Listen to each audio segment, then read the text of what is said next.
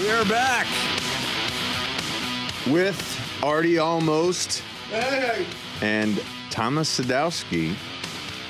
Hey, Tom, how you doing, man? Good, man. How you doing? What's up? Not much, man. What's going on? So what's it like working with a guy like Aaron Sorkin? This newsroom thing is, taking off, and HBO does such amazing work. Yeah. But this guy Sorkin is like, he's kind of like a master TV writer, it seems. Yeah, he's the best. And what is it like working with, like people say Martin Scorsese in film or something. Would you liken him to that on TV? Like, I mean, is it that respectful a situation? Yeah.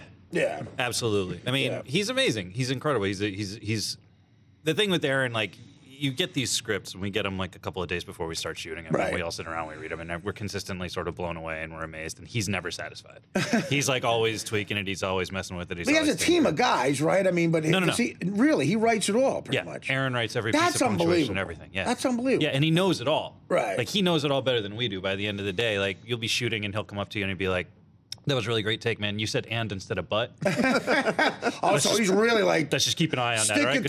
Stick to the words. Well, I mean, it does. It like changes the context of a sentence. You know what I mean? And he spends some guys are time. loose to like, just go in this direction, but he wants it verbatim. Yeah, man, we don't do that. Now, have you ever worked with someone like it's way different than that, and you had to adjust? Yeah, absolutely. I mean, is this an adjustment for you? This is part of why you were picked for this show, correct? Yeah, I mean, I started out in theater, and so you got to be on. Yeah, right? I mean, we sort of come up. You learn to respect, the work that the guys put into to put into the scripts together, and it's why Aaron chose all of us, because pretty much universally we all have a theater background. There's a couple of people who don't, but the people who don't have worked incredibly hard to be where they are and have a great respect for Aaron's work, and so. There's really, I mean, we come in, we just do his thing. And how many episodes do you do a season?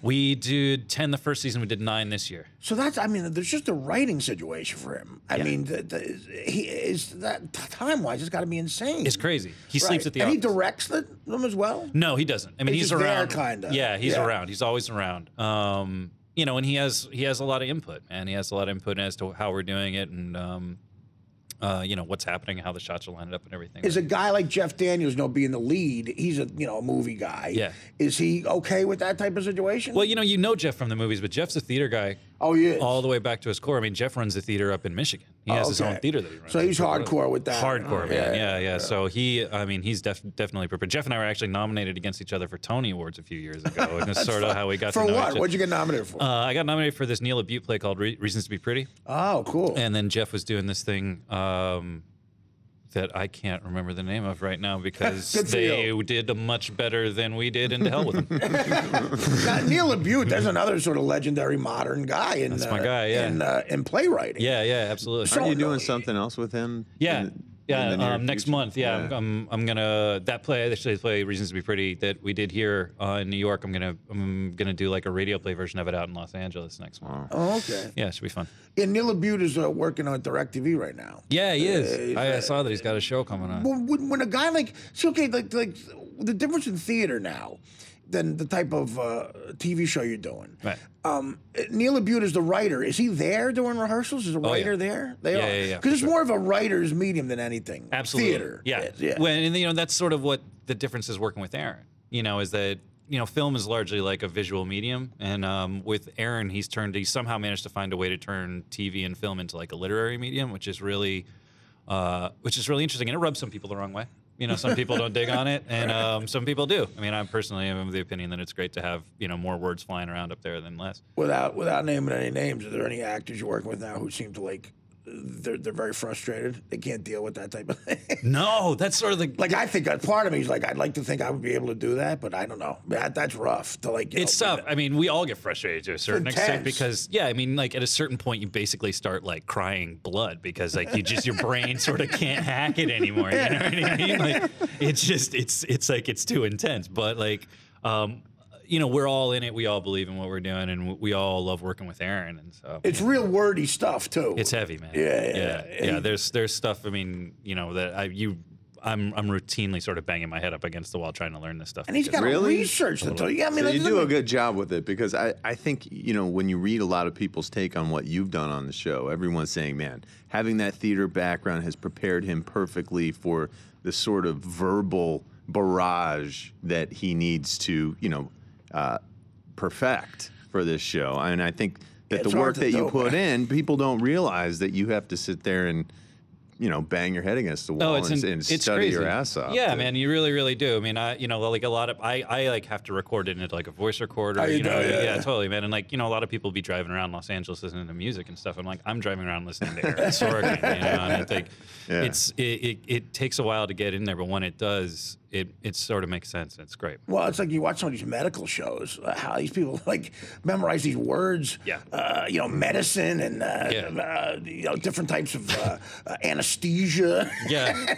And illnesses. It's crazy. Yeah, like there's that. absolutely no way that I would ever be able to do that stuff. I mean, I had to go in and audition for something once, and like I had to talk about a sciatica. Yeah, or what the something hell that is went that? wrong. Yeah. You know what I mean? And like I know what I mean, I know sort of what a sciatica is, but I'd never seen the word actually on paper before. Who has? So like I went in there and I'm like, you know, my sciatia is acting up, and like the casting director is like, that's sciatica. Yeah, what the and I hell? was I've like, seen it. But I basically was like, thank you very much, I'll be leaving now. Like it's obvious that I'm not cut out for your medical drama. no, medical dramas that they're but it seems that Sorkin does all this research into everything that he does. Yeah, he is really, really interested in pretty much everything that he's putting out. So when you get a movie, is that like retired work for you sometimes? Like if you do a studio comedy, say, because I know you've done that probably, right? I did one many, many years ago, and I have not been invited back. Really? Yeah, so... What were you in? I was in this movie called Loser.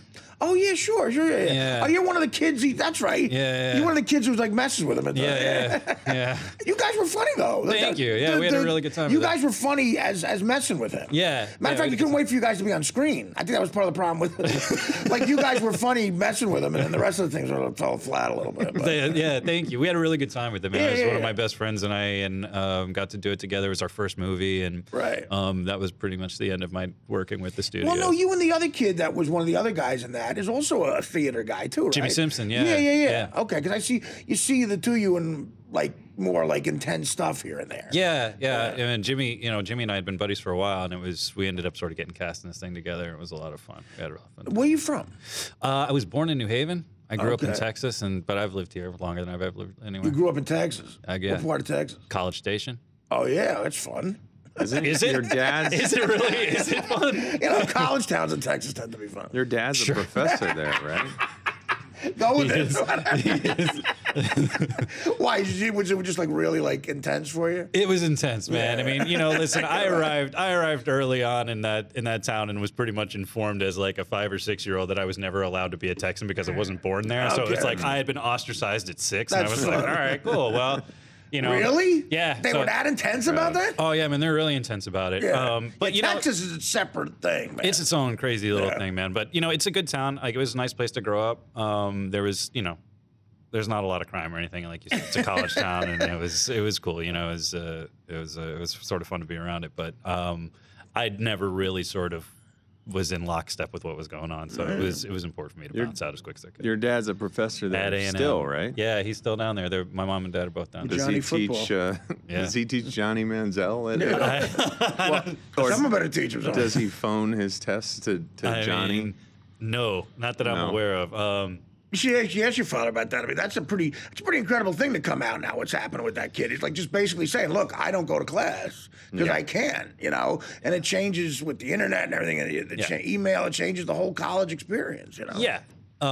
It's not like that's the first time that's ever happened in college. I'm sure, but I think it's the first time though it's this blatant. Where he's going. I think it's the first time that a guy has embraced that. Yeah. I think Johnny Manziel is doing a disservice to everyone else, every other college athlete, saying that this is what he needs to do. I think it's a little heavy-handed. It's a little him putting himself above the rest of his team, as obviously evidenced by the fact that he was taking, supposedly taking tens of thousands of dollars to sign stuff.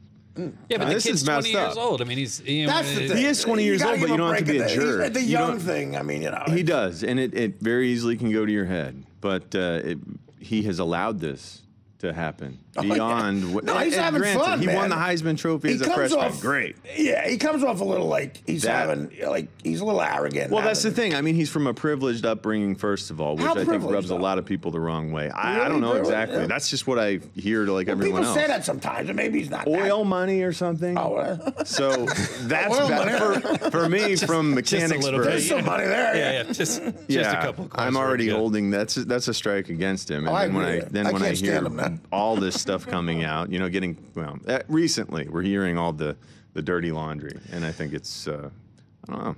He's not my favorite guy. Oh, wow, I didn't know you knew that. You were pretty intense about that. I didn't know you were that strongly about that. Yeah, thrown off the air. Well, no. Listen, can you stick around for another break? I'd love to, man. Thomas Sadoski. We're going to come back again. That's Newsroom. When can we see Newsroom? When's it on? Sundays at 10. Every Sunday at 10 o'clock. That's right. Okay. Yeah. Check it out. We'll be back after these words.